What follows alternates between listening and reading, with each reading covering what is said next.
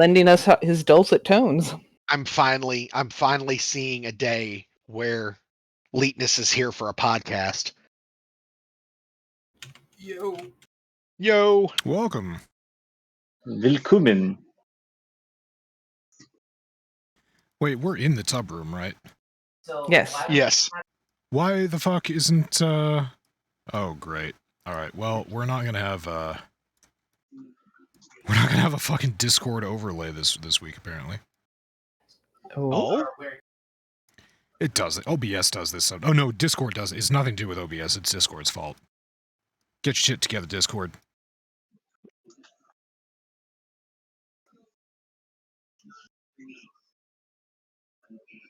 Alright, well, we're just gonna have to deal. People are gonna have to identify us by our dulcet tones. Oh, you used my word. Yeah, it's your word. Own it. Own it. It's your word. It's Like, now basically. or no, bird. It's now or never. Jesus, this is all kind of... Oh, no, that's just Leetness's extra widescreen pro gamer monitor. Jesus Christ, man, how is Torchlight Infinite? It's actually fucking fun. I'm having a blast. As you can tell, I'm level 91 on my second character. I need to click the right thing. I didn't click the right thing. Also, Linus, just so you know, your microphone is piping in through your webcam. Oh, fuck. Really? Yes, that's why you sound slightly distorted. You got a little bit of crackle in the back of you. Your Blue Yeti brings out the full sexiness of your voice. Wait, can you still hear me? Oh, yes. It's not going through my Blue Yeti. It's going through my new headphones. Oh, through your new headphones then. Okay, yeah. That's fucking weird. You have 3 microphones on your setup? I do. I've got a webcam, I've got the Blue Yeti, and now I've switched to... I bought a brand new pair of headphones that are fucking awesome. Cool story. So there I was. Fuck. Yeah, he originally couldn't hear us, so he had to duck out and then adjusted something and came back, and then he could hear us. Honestly, I'm just thankful he's here at all. I love you. Yeah. I've missed you. I've missed your body. So, Oh my. on the voice settings, is it the input or the output that is your... The input, right? Hello, everybody. Welcome to the Church of Chonkwij podcast. My name is DrNiggle. I'm joined tonight by OmegaConstruct, Masami, Zero Burn, and special guest star, the Leetness, joining us live from wherever the hell the Leetness lives. Can you hear me better now? Cuba or something. That is now, much better. Now, there we go. Yes, now we have the sex. The sex is in. The sex is in. Oh. Full TV edition. Oh, fuck. But yeah, you have to deal with that now. Sorry. How about something with a proper screen resolution? What are you playing, Zero? Call of Duty Warzone DMZ. Pass. Does mine look fucked? Like, is Back it to just Leetness. really wide? You do have an ultra wide screen, yeah, but no, it's just my ghetto OBS setup. Ah, got you. Is your wife watching Real Housewives? Or I'm sorry, what is your wife's new TV addiction? This is the boat show. What is it called again? The boat show. What is... Below Deck. Below deck. Boat sluts. Boat Sluts. Boat sluts. What's that now? Yeah, let's just... 10 more. She's got 10 more minutes there. She's watching the new episode.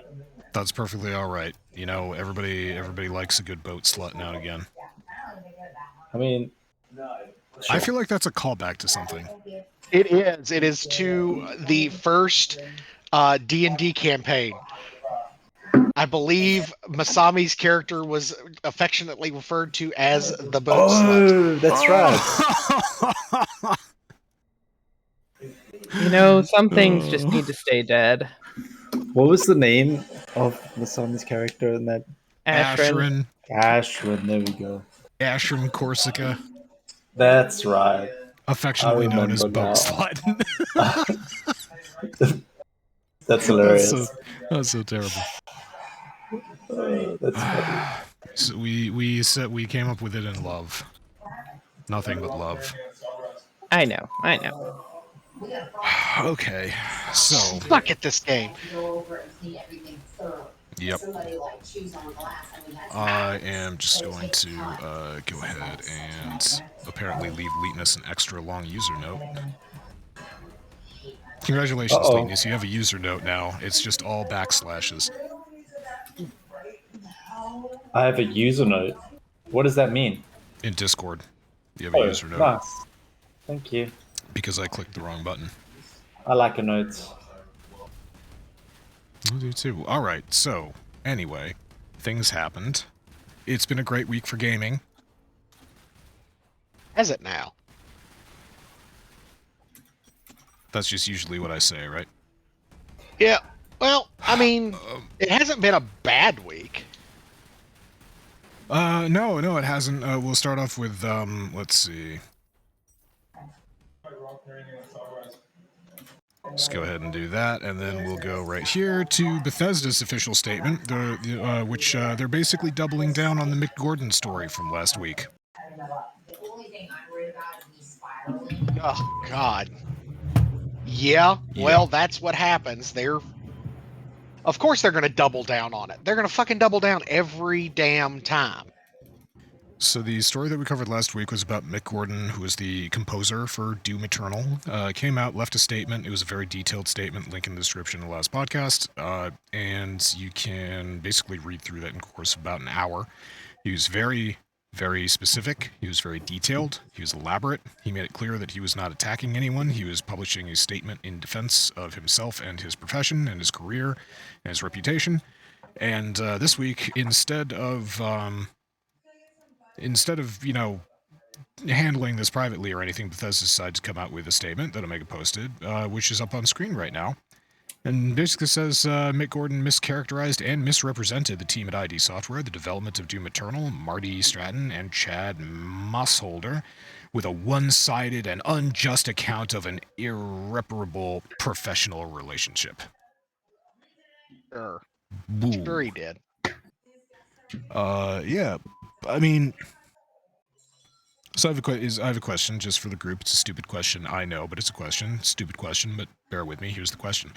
If you were in charge of a corporation, large corporation, and you had a project and that project ended, and then 2 years later somebody who worked on that project came out and said all this bad shit about the project director and just went through it point by point, everything that went wrong with that, everywhere that could have gone better, every decision that led to your basically professional life getting ruined and all the rest of that, financially and personally, and also getting a ton of online harassment and hate for no reason. If that happened to you as a corporation and you were reading this whistleblower account, would you, A, launch an investigation into the person who was named in this whistleblower's account and discover potentially that they had abused the legal system or the legal department of your company to such an extent that it might be that they actually committed a crime or two themselves, and during the subsequent investigation perhaps find more people that need to be fired, all the meantime while gaming publications are paying attention to you and a big scandal forms around you? Or would you, B, sweep the whole thing under the rug? Stupid question, I know. Stupid question, but obviously they're going to do the right thing. They're going to do A. Are you sure? Are you sure? Good operation. No. Obviously they didn't. Take him out. I mean, it's clear that their goal on this is going to be just to take it to court. And, they didn't provide any evidence or justifications despite, they say that they have and will share it in the right venue, which, is universally legal speak for see you in court. Yeah, this is absolutely drafted like a legal response because they're gearing up for a lawsuit. But yeah, this is ID Software and Bethesda, their parent company, doubling down on everything that Marty Stratton had posted on his Reddit thread 2 years ago. So, there you go. That's magical. It is. That's the update. This is gonna be another thing like Apple versus Epic that I think is gonna go to court, and we're gonna follow it for potentially months. Who knows? I'm in. I'm in for the long run. Yep. Hell yeah. All right, so that was kind of, I think that was the most depressing thing that happened in the gaming world, at least. Well, so- Blizzard got kicked out of China. Oh, you want to speak on that? Oh no, I mean, I'm just saying that's also depressing. How did that go? Did they get kicked out or did they leave? Well, they couldn't reach an agreement with NetEase. That's basically what it boils down. Whose Gotcha. demands were not being met? It was I'm the end of the guessing contract period is what it was- sounded like. Well, yeah, but they couldn't reach a negotiation on the contract extension, so that's why they basically dropped it. From what I've read about it. And this was what, Blizzard PC services, or was it just WoW? World of Warcraft, Hearthstone, StarCraft, Pretty much Not everything but Overwatch 2. Diablo Diablo Immortal. 3. Well, Diablo 3 is on a separate contract with NetEase. That's not the same contract. Gotcha. So they're on a different contract for that particular program, for that app, for that mobile app for a while. So the Chinese still have access to that, but they will not be able to play WoW, Hearthstone, StarCraft, including NetEase's. They purchased that. They run that one gaming group, or that competitive gaming group that plays in the StarCraft League. So those guys can't play anymore in China. Aw. That's pretty crazy. It's. Lie, I mean, it's pretty I nuts. enjoyed the whole Korean. I enjoyed the whole Korean competition over StarCraft 2. That became my football for a while. I don't enjoy Yeah. football, but I definitely enjoyed watching that. That was great. Everyone loves the So, dong. Everyone J-dong. loves the dong. J Dong or Garrett Wong? Yes. I'm sorry, his name's Wang. Hi, buddy. Are you going to attack me? I think he's just curious. Does he want to be your friend? What are you playing? Subnautica Below Zero. Oh, nice. Omega was kind enough to stream this last night, and I watched him play for, I don't know, 3 hours or 4 hours or something. This is a long time. And yeah, I think both of us are in agreement that as far as the sequel goes to Subnautica, this fucking nailed it. Yeah. I read only good things about it. Like, everyone's commentary on it was that it's amazing. I mean, this is only my second play session in it. So not too many hours in it, but I've already found that it's, kept all the old stuff that made the first one great, and it's got new stuff that is unique and interesting, like, as you can see here, life forms above the surface. This game actually involves a whole lot of stuff above the surface, versus the first one, which had a few mission sequences where you'd go above land, but this one seems to be far more integrated and involved when it comes to that. And I mean, as you can see, the game is as beautiful as Subnautica is expected to be. Yeah. Ooh, I haven't scanned these yet. I do want to try it out. It's just such a good game. There was an attempt at making a multiplayer mod for the original Subnautica, and Doc and I actually played it on a couple occasions together. It was just janky and never worked well enough to just have any sort of stability or long-term playability. Which is I didn't think about it, but speaking of multiplayer, we should have totally played Evil Dead tonight. Yeah, Oh god. it seems pretty awful, but It does. the It's kind of rage awful that's inducing. fun. In better news, I fixed the Discord overlay. Oh, Yay! nice. Yay! I am so smart. We are Yes, here and now. Marty. Talk about midstream tech support. Yeah. Doc's just that good. It's hard being a lover and a producer and a narrator and a clicker of buttons. A river to your people. Oh, fuck. True Oh, fuck. river. Yeah, the other thing that I remembered with Omega is that the ocean fucking terrifies me. Yeah, fuck. Yeah, thalassophobia is a thing. Which is basically the alternate name of this game. Wait, what? What is the phobia name? Thalassophobia, which is basically fear of the deep, fear of Fear Underwater. of a vast emptiness beneath you in which anything can be. Fear Oh, of God. deep from the boys. No, I'm joking. Also, let's be No one- honest here, we're human beings. We're not built to live in the ocean anymore. We haven't been for like millions of years. Yeah, I am not in control in the ocean. Nor can I be. Unless I have a really big honkin' submarine. Or an aircraft carrier. Yeah, That's interesting. I wonder if I would be as scared of the ocean if I were with James Cameron in his little underwater tugboat. Or Jason Momoa as Aquaman. You think he would carry me through the water in his big, strong arms? With this big, long trident. I mean, it would be hard to be scared underwater with Jason Momoa guiding you. I mean, for Very real. true.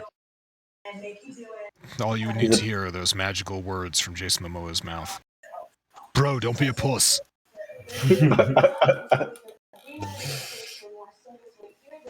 Bro. Good time. Yeah, Jason Momoa always struck me as the bro guy. He'd probably say bro. I think he would. He does seem like a bro.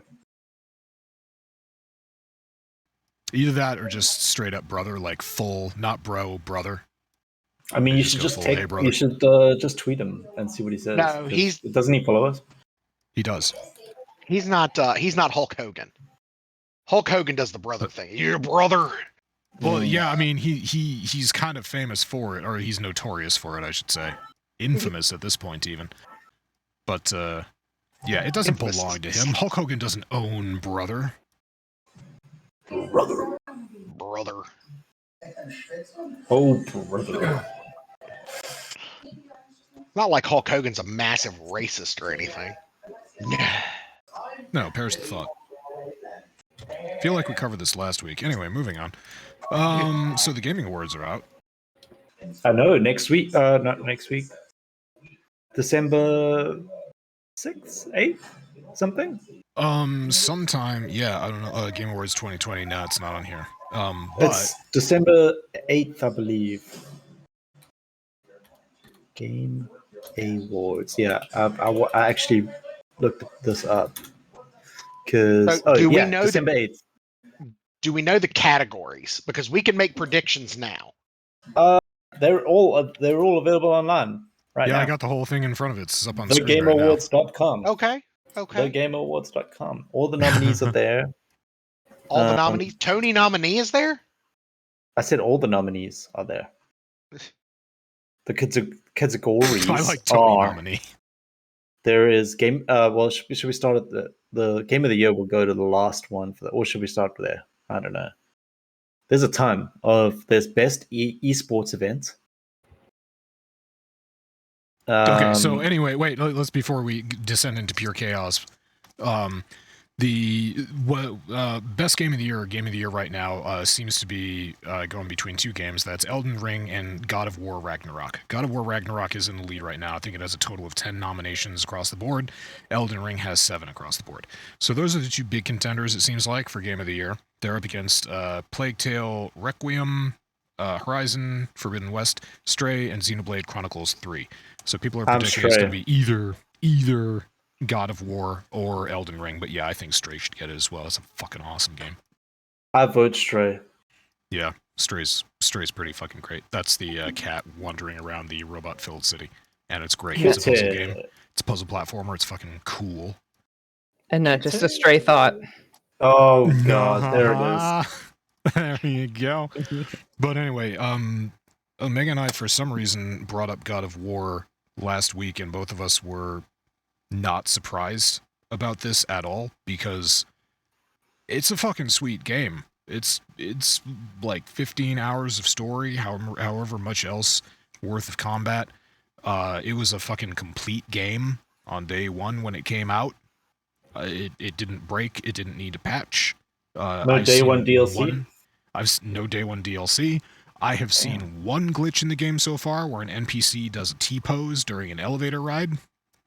But that's it. It's the only bug that I've been able to spot while I was watching game footage, or watching the entire playthrough, actually, a couple times, because it's good. And I was watching Quinn69 play it, and nice. He's terrible. No, he's not. Yep. He was doing okay. I think he was at like 800 and something deaths in the game, but he's playing on the hardest difficulty as far as I recall. I'm sure he'll be through it by sometime next year. Yeah, he Good goes Lord. a little hard. And the unfortunate thing here is that for a lot of these categories, we start seeing a lot of repeat titles. Elden Ring, God of War Ragnarok, Horizon Forbidden West, well, Immortality has gotten a couple, and also Stray. I have no problem with Stray being all across the place, but those seem to be the most popular games for IGN this year. But, yeah. Also, 2 people from God of War are up for Best Performance. Yeah, Christopher Judge and Sonny Soljic are the 2 who are up for Best Performance, so they're competing. One game has 2 people that are competing against each other. I don't know. Maybe Christopher Judge won't win. But Damn, I doubt it. I see Gran Turismo's and Best Audio Design. Now I really want to get that game. I love the Gran Turismo series when I was So that younger. you can listen to engines rev. I just love. I mean, me and my brother used to play it as kids in South Africa. It was such a good game. I'm just wondering why they're getting best audio design for what? The authenticity of the noises that the cars make, I guess? Well, they attention got to the detail? tunes. They got the tunes. Are those original compositions? Probably. I mean, I wouldn't be surprised. Okay, I honestly don't know. So I actually don't know. I don't know. I'm making bullshit up right now, but There's a lot of people who are really good at standing in front of microphones going.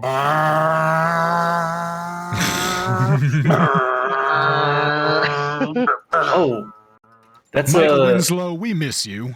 It's that's a 79 Jensen Interceptor, isn't it? That you were just doing. yep.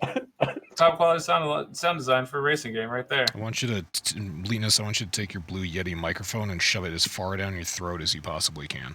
Listen, voice actors need work. Oh, I see. Best mobile game has Diablo Immortal. I concur.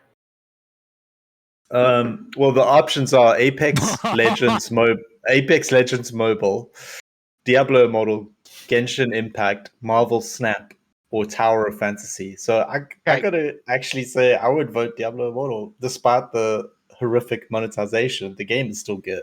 Honestly, Monetization aside, it's a fucking Diablo game. I haven't played it on the mobile platform yet. I've only played it on computer. But like, even just knowing that game is able to be played on mobile is pretty incredible. Because I mean, it's a fucking Diablo game. Yeah, I mean, I refuse to play anything on mobile, but it's Marvel Snap is not a bad game either. I've been playing that a little bit with some friends. Pack your bags and go home, please. Well, you're supposed to admit that, Zero. I mean, okay. I'm That's like saying fan. I love Raid Shadow Legends. I mean, I am sponsored. No, I'm kidding.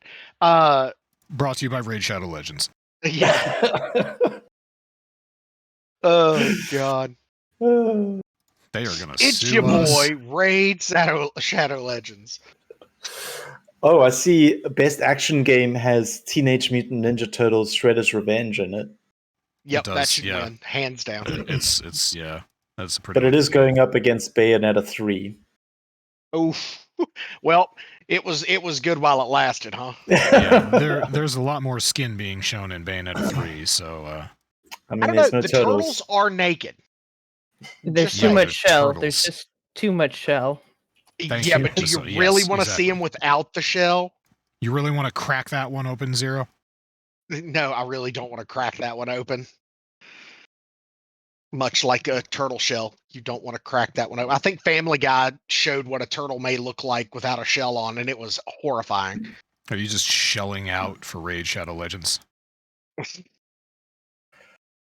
Oh, God. Best Sim Strategy Nothing? has Dune What? Oh, Sparks so- Wars. So when Masami does it, she's a fucking hero, but all right, I see how it is. Not a hero. Trust me. It's He the is still the villain. it's the delivery. I know. All in the Yeah, I know. delivery. My delivery sucks, it's true. No, I'm joking. I'm playing. I You love just- your No, you're right. deliveries, You just have to keep delivering, and then you'll be good. especially when you teabag me, but literally in real life. Yeah, you say you love my deliveries, but you know it's the holiday season coming up, so you can look forward to something inappropriate getting delivered to your workplace. I probably won't be there, so they'll get to enjoy it without me. they'll phone you up one day and be like, "Leetness, there's a package in the office that is that's basically looks like a fully anatomically correct whale penis wrapped in cling wrap. Would you please come by and pick this up so that people at the front desk stop staring at it?" And your first question should be, "How do you know what an anatomically correct whale penis looks like?" And your second thing should be, "Yes, I'll come and get it immediately." I'd tell them to bring it to my house. Thanks. Okay, thanks. Can I get that delivered directly to my door? It's not delivery. It's DiGiorno. Oh, salami. Okay. Only if you open So- wide enough. Oh, there we go. All right. So anyway, in other people's bailiwicks that are coming up here. So D&D preview of Dragonlance, Shadow of the Dragon Queen's new subclass, the Lunar Sorcerer. What the fuck is this? Why was it posted? And why is it so cool? Anyone? Well, I just Masami? thought it was neat. You know, that they're expanding the sorcerers a little bit. But that's just me. I haven't really looked No, further that's- into it. It does say the Lunar Sorceress is a new contender for the strongest sorcerer subclass based entirely around bonus spells alone. Which is neat. You have your action, and every turn you get your bonus action, you got bonus spells that you can cast. Every action has a reaction. And a bonus. And a free action. And an object interaction action. But yeah, that's this a whole article that I was hoping that Omega, Masami, or Zero could helm, because you all know more about D&D than I do. I mean, I didn't really. I mean, I read the article, but it's been how long since I posted that, so I'm kind of like, I would need to go back and read it, and I'm in the middle of trying not to die, like a fucking noob. The Good. article is still in Cox. Cox. Cock. Let's see. At 6th level, Lunar Sorcerer really comes into their own with Lunar Boons. They reduce the cost of meta magic on spells associated with their current phase by 1 point down to a minimum of 0. This means you can cast distant spell or subtle spell versions of your spells for free, which sounds cool. So the question being, Lunar Boons. Oh, Lunar Embodiment lets you choose which phase of the moon you're aligned to. You get to pick at the end of a long rest. And when you choose a phase, you get to cast associated first level spell once per day without extending a slot. A slut? A slut. So this is This actually does look kind of cool. Especially because at 7th level, one of your lunar spells for the new moon is Edward's Black Tentacles. And you all know how much of a fan of tentacles I am. I think there's some greater fans in our group of the tentacles. Possibly, yes. Wait, I don't know. Kosen? I thought Kosen was Tentacle King. He was in the one shot. Only in your dreams. Oh, okay. That was a dream then. Okay. I thought it was real. It certainly wasn't a nightmare. I have a dream. I'm just picturing Leightonus waking up all moist. Always moist. Moist. He's probably damp. Louisiana. He's probably damp, actually.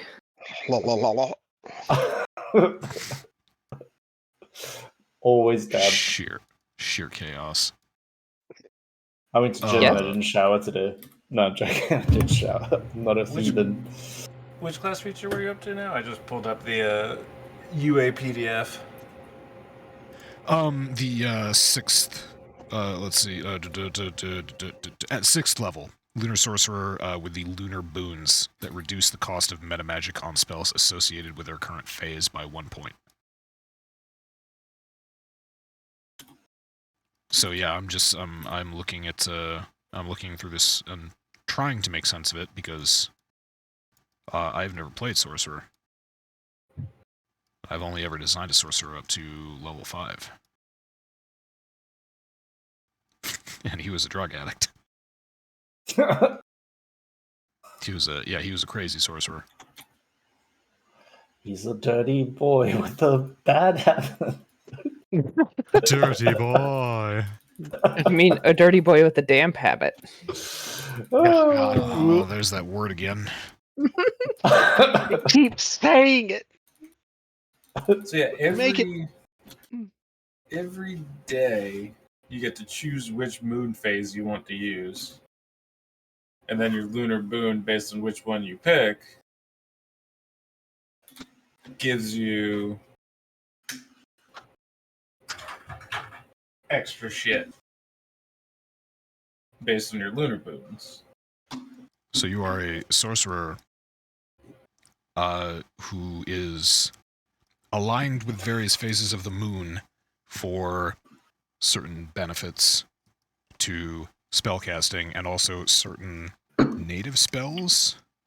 Yeah, that's the lunar embodiment. So, like, every sorcerer has, like, the generic sorcerer subclass, and then, or the generic sorcerer spell list, and then each subclass has subclass-specific spell list. What's unique about this one is that every morning, or every time you finish a long rest, you pick a phase of the moon, whether it's full moon, new moon, or crescent moon, and you get a different subclass spell list that day depending on which one you pick. So there's the full moon spells, the new moon spells, the crescent moon spells. So depending on which you pick in the morning, you get that spell list added to your spell list for the day.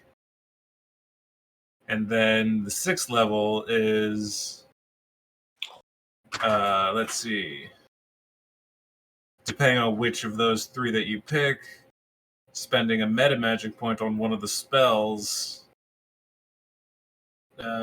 makes it cheaper. Cheap so basically you get cheap meta magic usage on certain schools of magic depending on which phase of the moon you've chosen. So that's pretty cool. That is pretty cool. It's very flexible. You get a ton of options to play with this way. Because what's interesting is that the lunar phase, the lunar boons, which is basically just cheaper use of meta magic, applies to the entire spell schools, like in the entire different spell schools, not just the spells on your subclass list. So if you're full moon, like any abjuration or conjuration spells you have will be able to use cheaper meta magic. Oh, and you can use... Alright, so also at 6th level, Waxing and Waning lets you spend a bonus action and 1 sorcery point to shift your lunar embodiment phase without having to rest. Dude, that's crazy. You can change spell lists in the middle of a fight. Yeah. As a bonus action. You can be like, you know what? I need Everett's Black Tentacles. I mean, who doesn't need black tentacles? So, bonus action, spend a sorcery point, and then as your action, cast the spell that you literally just gained access to. That's neat. That's kind of cool. Masami, as a DM, would you tie in the phases of the moon to anything in spellcasting? Like, would you entertain giving people bonuses to their spells if there was a full moon and they were attuned to the full moon embodiment? That would actually be pretty cool. I mean, it would kind of depend on. I'm the kind of person that likes to incorporate nifty, weird, fun mechanics into like what I'm doing stylistically. So if like, you know, there's something that's thematic going on in the game or the plot lines that has to do with the moon or something like that, and you just, you know, tying it together like that would be cool. But I mean, because to my mind, mechanics explain physics of the world, so I mean that would fall in line. I just I usually like a little bit more on top of my stuff. That's actually a neat idea. Like, you're in a fight and it's nighttime and you're attuned to the full moon spells. Then you use a bonus action to switch to attune to or to switch to the new moon spells list, and the moon just disappears from above you. It's stupid, but you know, it'd be neat. If I had cinematic, it's some. I almost want to say like, it makes me as a DM want to keep track of the phases of the moon. Exactly. Yeah. Like, no, you don't actually get to pick which one you want. You just, depending on the phase of the moon, that's which phase your subclass is in. And then once you hit 6th level and you gain waxing and waning ability feature, then you have the ability to control it. But even then, I would make it so that like every morning it starts depending on the actual phase of the moon the previous night. And then if you want to change it, it costs a sorcery point. Like that. I like that a lot, to be honest. I'd almost do something where like you could, if you elected to change it for a round, it would only change for like a round, and then it would immediately flip back to whatever phase it actually was. Like, you'd get the chance to, you know, use it for a turn or two or whatever, but then it would flip back, or like at the end of combat or something. Yeah, I think that would be a lot of fun, something like that. Yeah. But in a way, you're right off the bat nerfing one of the features here. But let's be honest here. Yeah. This is Wizards of the Coast. It's a new UA. It's probably overpowered as fuck. Because let's be honest, you get a triple spell list and you can choose which one you want every day. That's pretty overpowered. You get half-price meta magic on an entire... makes notice of this. You get good spells, too. Fairy Fire, Moonbeam, Death Ward, Freedom of Movement, Mass Cure Wounds. Yeah, I was looking at the list. Like, some of Moonbeam... Moonbeam's a fucking killer spell. That's a hell of a 3rd level spell. Hallucinatory Terrain. That's pretty kick-ass once you get up there. Didn't in our fight with the druids in the Strahd campaign, did not one of the druids use Moonbeam and it fucked us up for a couple of rounds until we killed that druid? Yeah, it's a big AoE like damage per round. Fuck everybody in this area kind of spell. You can't fuck with that shit. It's no match for my tentacles. But I mean, facts. Your tentacles kind of fucked some shit up. I was both impressed and terrified. Tentacles with their wet slapping noises. Damp. Hadar the damp. Oh God. It only gets them like the first time you say it. You have to like wait till the next day to get a good reaction. Oh, you can't reuse damp. No, you can't remoisten. You can't remoisten it. You can't remoisten. I'm sorry, I'm terrible. We're talking D&D. That's funny. Oh, you're good, but this is so this is supposed to come out with. Have they announced what literature this is coming out in? Literature? It's just a preview, so I assume it's going to be in a book. Well, this is the Unearthed Arcana Heroes of Krynn, so they're going to be releasing Dragonlance source material next. Ah, yes, it's in the video. Also, in the UA Queen. is a new character race, the Kender. These are cool. Like, if you really want like the sort of mischievous mini tinkerer type, that's like you wish hobbits or gnomes kind of were, but aren't kind of like really playful kind of stuff. Like, check out the Kender. They are kind of hilarious little wonky weirdos. Interesting. Okay. Yeah, native to the world of Krynn, diminutive humanoids look like humans with pointed ears, diverse appearances. Kender have a supernatural curiosity that drives them to adventure big and small. This curiosity is said to be connected to the whimsical magic of the Feywild that some believe Kender have a high affinity for. Due to their curiosity, many Kender have found themselves falling through gates and portals to other planes and worlds. Unknown to most mortals, a magical phenomenon surrounds a Kender, spurred by their curiosity and love for trinkets, curios, and keepsakes. A Kender's pouches or pockets will be magically filled with these objects. No one knows where these objects come from, not even the Kender. This has led many Kender to be mislabeled as thieves when they fish these items out of their pockets. So, starting at 3rd level, Kender Ace, you possess a magical ability to pull an item out of your bag or another container. As a bonus action, you can reach into the container you're carrying and roll on the Kender Ace's table to determine what item you pull out.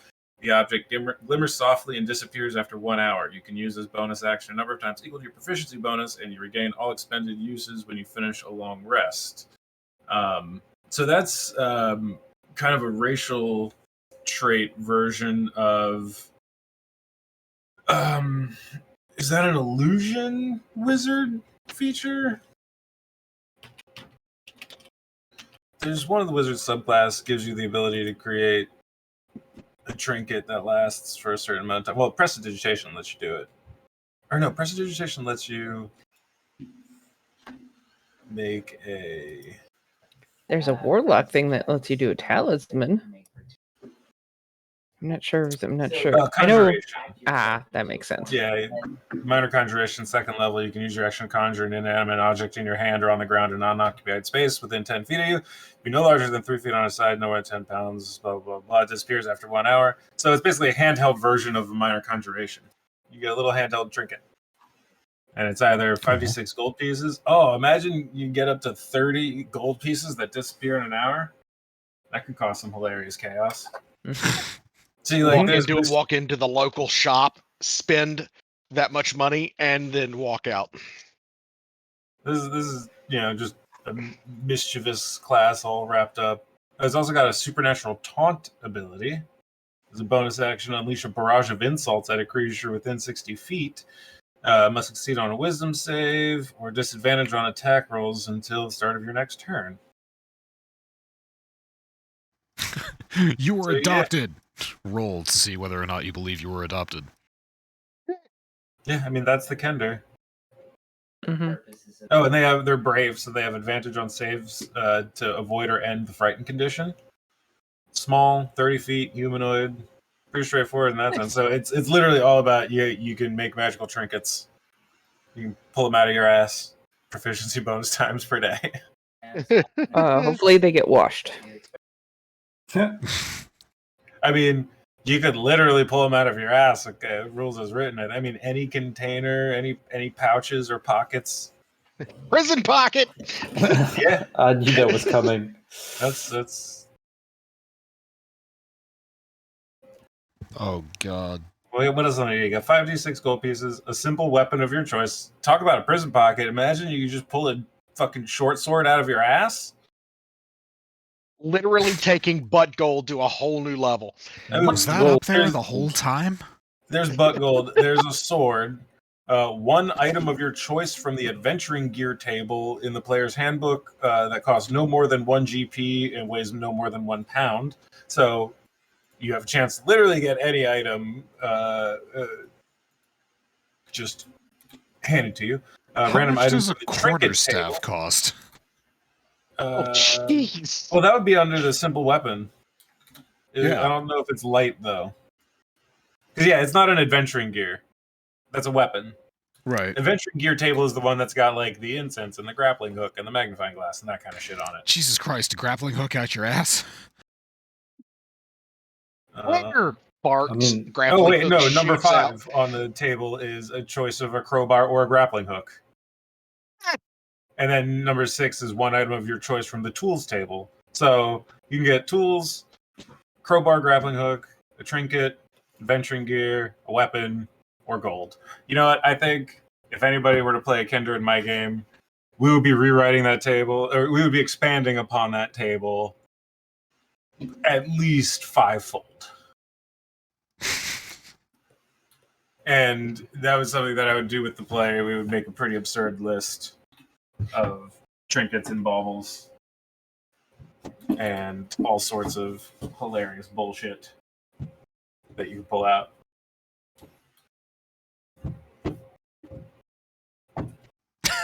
Okay, all right. Okay, yeah. You know, immediately more where my mind goes, but yeah, okay. So that is neat. That is cool.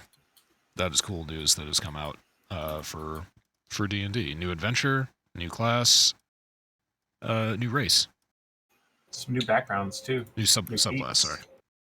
Yeah. Yeah, new backgrounds, new feats.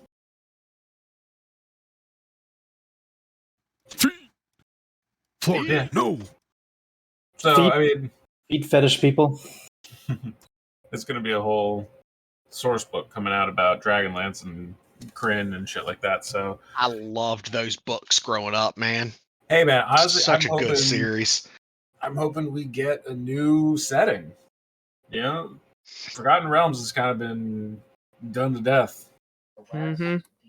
Yeah, they've ignored a lot of the other. They've given a little bit of attention to Eberron, but they've ignored a lot of other settings during 5e's existence. So it's going to be cool to get something new. Tell you what, growing up, it was very hard to get me to read any type of decent literature. And then my mom and stepdad got together and he has like all of the original Dragonlance books. And I started reading those and took off and like read all of them. Just such a good series. Very vividly written.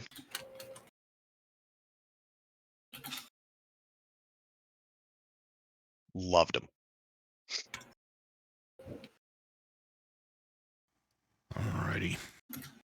So yeah, that's pretty much all for gaming news. Then some other stuff happened. Well, I had one thing to add, which I forgot to talk about when we were talking about the gaming awards. Yeah. The Diablo 4 pre-orders should be coming Diablo 4 for pre-order. on the Game Awards. That's when it's going to be announced. Oh boy. So, my. December 8th, we can all buy our Diablo 4. I still refuse to pre-order anything, so I'm just gonna buy it the day before it comes out. Oh, fuck that. That is pre-ordered. I'm getting the ultimate. I'm getting like the collector's edition, whatever. I've already told my wife that it's happening. Be prepared. If it's $700, I don't give a shit. Divorce. Jason Voorhees, or no, Michael Myers speaks for the first time, and his words are, "My knife." My knife. My wife. Yeah. Okay, so yeah, Diablo 4, more, Warframe. And let's see. Wait, hang on. It's 50 minutes. Yeah, 49 minutes and 13 seconds. But yeah. We'll round up. Yeah, that's rough. Anyway, Warframe is still going good, still going strong. Disappointed that it wasn't nominated for anything in the Game Award, not even like greatest ongoing game. Because it's had some great fucking updates this year. Warframe. Just uncharacteristic of Warframe updates that they come out and they work and that they're universally liked. because who doesn't like Steel Path Fisher missions? Nobody, that's who. So, speaking of who doesn't like and everybody, Bob Iger is back in charge of Disney. He's returned as the CEO of Walt Disney Company. So there was the departure of Bob Chapek. Sorry, there was a funny meme about Bob Chapek being removed, or being outed as CEO. He made it for 999 days. Could not even make the full 1,000 days. So he is now the 1,000th soul that inhabits the Haunted Mansion. Oh boy. I love the internet. Bob got flack for a bunch of things. If we remember when Black Widow was released, he was CEO when Disney decided to put that on their streaming service. So for an additional cost, you didn't have to go to the theater and see it. You could stay home and stream it. This was during the pandemic. And Scarlett Johansson got arguably justifiably pissed off because that was not in her contract. Disney did not approach her to talk about this at all. And she felt like she got screwed out of a lot of money off the back end of theater sales or theater ticket sales. Or just theater profits generally. And yeah, that's one of the things that got Bob in a little bit of hot water publicly.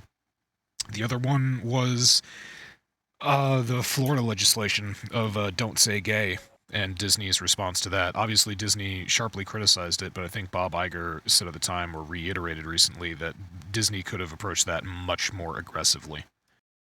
And yeah, they got a lot of flack for not reacting fast enough. Yeah, it took a whole bunch of employees walking out and protesting for Disney to do anything noticeably drastic, or noticeably anything really, not even drastic.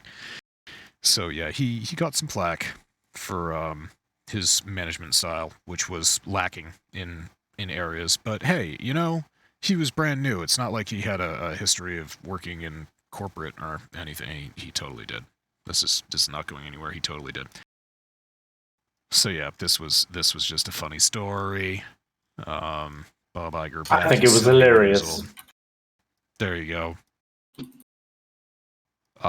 So yeah, Bob Iger's back in, and the other one was that Ben Affleck and Matt Damon have started a film production company together.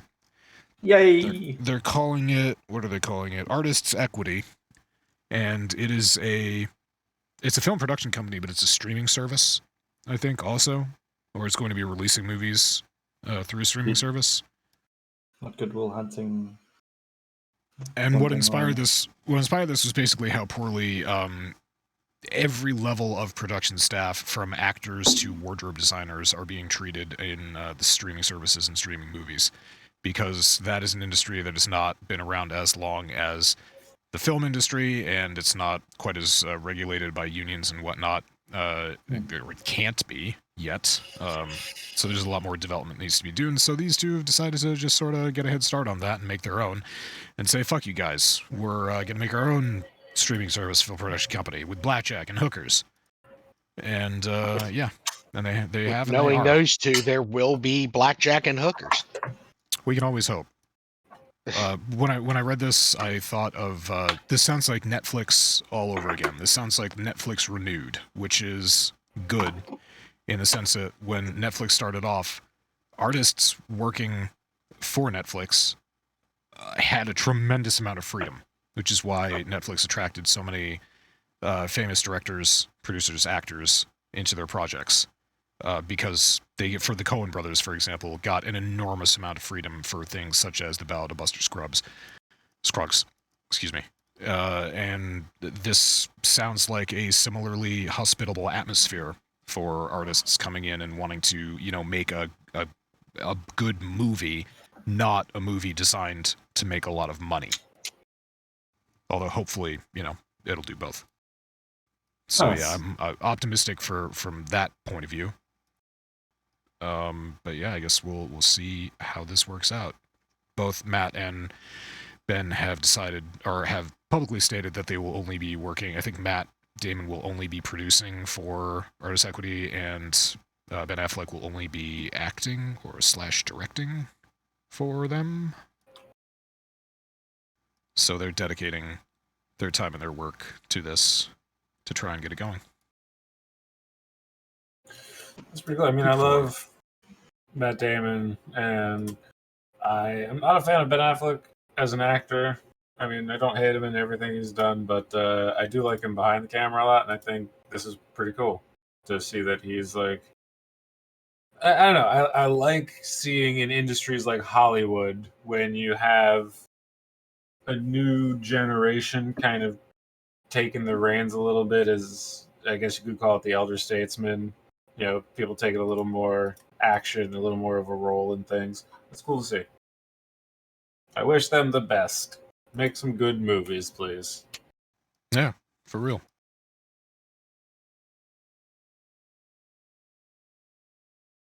I'm here for it. Mm-hmm. Yep.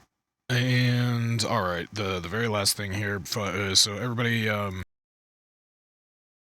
pretty much gone through the gaming news. Everybody can relax, and now it's art history time. Oh boy, art history. What's so in the an history article lesson today, teacher? An article came out today, and I don't know who posted this, but thank you for posting it, titled, "This Man Should Be Put in Jail. NFT Bro Burns $10 million Frida Kahlo painting as mariachi band plays." So, some backstory here. First of all, if people don't know who Frida Kahlo is basically considered possibly the most famous Mexican artist ever. She had a wicked unibrow. She really did. Let's see. Wait, I have a. She's famous for her unibrow as well. There we go. Okay, I threw one of her self-portraits up. She is sort of famous for her self-portraits. She did an awful lot of them, but she also did other paintings that were pretty substantially significant at the time. She was early 1920s, 30s when she was around, so she was part of the surrealist or the magical realist movements that were sort of happening across North America and Europe at that time. She was an enormously talented artist who had a very interesting life, actually. She met her husband at a Mexican Communist Party in 1927. There's an entire Wikipedia article here for anyone who is interested in reading along with her. She is actually an interesting person. She led an interesting life. She had an accident when she was 18 years old, which led to her living in chronic pain for the rest of her life. She died at age 47. But the chronic pain and her worldview led her to basically use Mexican culture and symbolism and pre-Columbian/Catholic beliefs to make phenomenal paintings with themes that people had really never really considered before. And that's why her work in the surrealist movement or the magical realist movement, whichever you want to attribute it to, was so significant. So she was enormously talented. She had a large body of work, and I believe in the 1980s it was the Mexican government that passed legislation declaring all of her artistic works as part of Mexican national heritage, which makes it a crime, a federal crime, to destroy one of her works. And so fast forward to a week ago, when a businessman whose name is Mobarak. What is his first name? I can't even... Jesus Christ. Yeah, I'm great. Martin Mobarak. There we go. He ostensibly purchased one of her sketches, valued at $10 million, in 2015. So he claimed to be the owner of this. As far as anyone can tell, it's real. And he went to a party to launch an NFT-based enterprise called Frida.NFT, which was supposed to sell 10,000 NFTs just based on this work, this sketch that he had. So he brought the sketch to the party, took it out of frame, surrounded it by security, placed it into a martini glass, and burned it. He destroyed possibly a piece of art from an enormously talented artist as a stunt to try and get an NFT enterprise going. And he had a mariachi band playing in the background while he did it. So this obviously drew a lot of flack he thinks that he was totally in the right and that, this was going to launch the whole thing. He's expecting to sell 10,000 NFTs. So far, the project has only sold 4. And yeah, he just said, quote to the New York Times, "I had to do something drastic to get attention." This is a mind fuck for me. Because this is just stupid. And the article says, quote, "There is some skepticism about whether even the Web 3.0 crowd would actually pull off such a crass stunt and whether the drawing shown being burned was genuine." So, where this is right now, this did not work. It's drawn a lot of backlash. And the Mexican government no such thing as bad press. And the Mexican government is investigating this incident to determine whether or not he should be extradited for breaking a fucking Mexican law, Mexican federal law. Oh, where is he? This happened, I believe this happened in New York. Oh, there's no way Miami. He's gonna get extradited. Yeah, it happened in Miami. Okay. No, I highly doubt.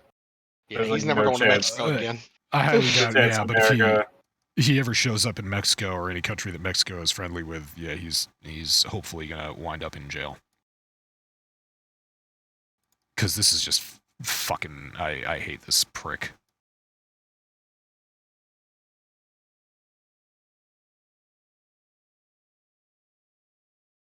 Yeah. The article also makes mention there was a stunt in 2021 where it was called the Burnt Banksy. It burned a Banksy painting at auction. When somebody struck the gavel down, the painting set on fire in front of everybody, and it just burned. And it was a work of art in its own. That's performance art, and I believe that had something to do with. It doesn't matter. But this is just fucking stupid. This is a shill over NFTs, which I can't believe are still a thing. People are still hawking them, though. So there you go. That's the art history lesson. Thank you. I appreciate that. Frida Kahlo, one of the most influential, if not the greatest Mexican surrealist / magical realist painter ever. Really, I don't mind her work whenever I come across it. I'm not like super art aficionado, but I know what I like when I see it. I like enormous unibrows. We know. It's a unifying trait about you.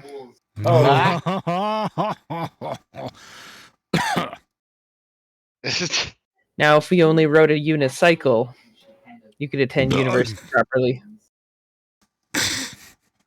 She just keeps going. Yeah, I don't know. You might be able to take a unicorn too if the unicycle breaks. It just keeps coming and coming. That's what she said. Mushu is sad. As DJ Khaled says, another one.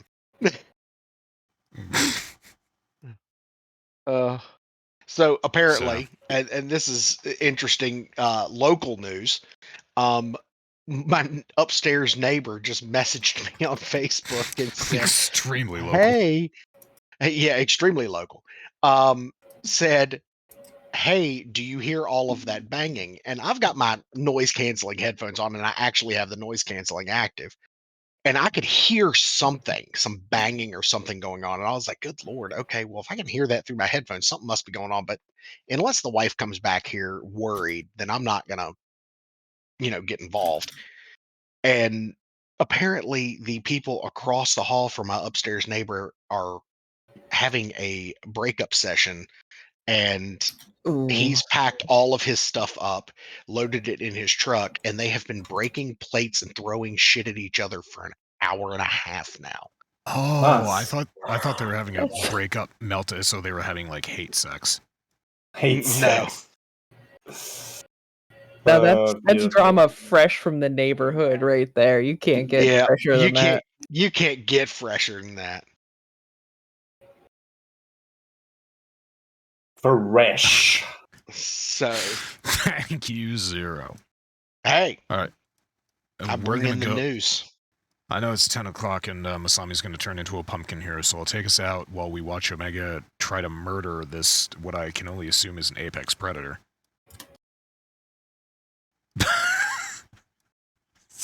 Like, fuck you, one knife slice at a time.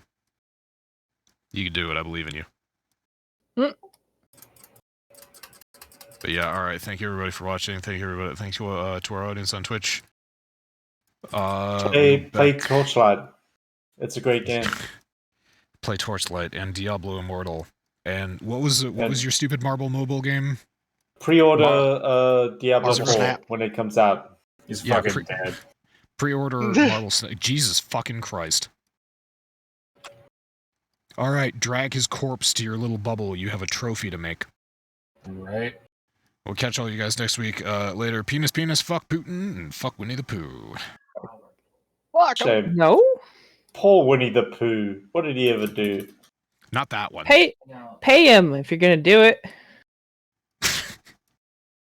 I mean, yeah. He deserves a good wage for his service. Says rendered. Okay, I'll stop. Oh, no. Picture, Linus, I want you to picture Winnie the Pooh pulling a goatsy. Pulling a what? Goatsy. Do you not know goatsy? No. Oh my God. We have pictures. All right. You don't. Oh wow. All right. Now the stream really has to end because this shit's about to get raw.